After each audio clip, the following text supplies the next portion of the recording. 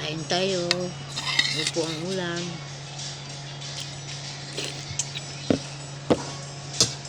Ay, konting paksiw.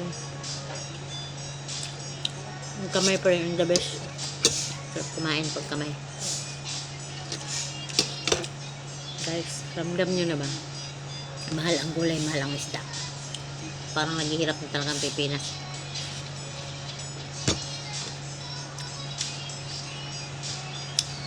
So, tayong mga mahihirap.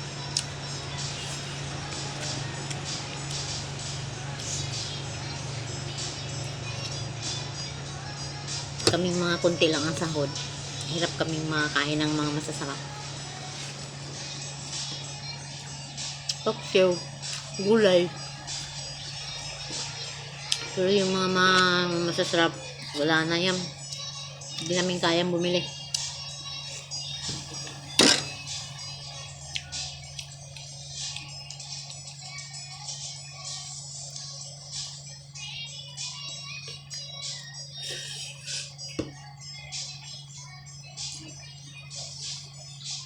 Mga mayaman hindi apektado. Tayong mahirap. Kawawa. Lalo na kami. Pakyawan.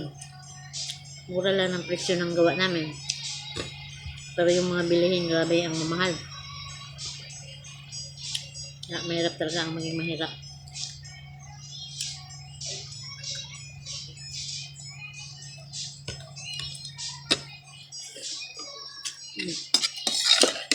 Upo.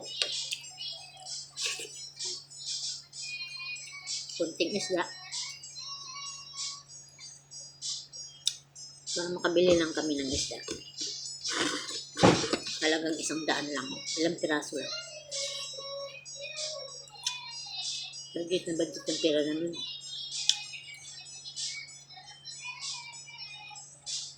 Pagpadala ko sa pamilya. Lalo na ako may nag-aaral. Di bali wala akong halos makain dito. Basta may papadala lang. Importante.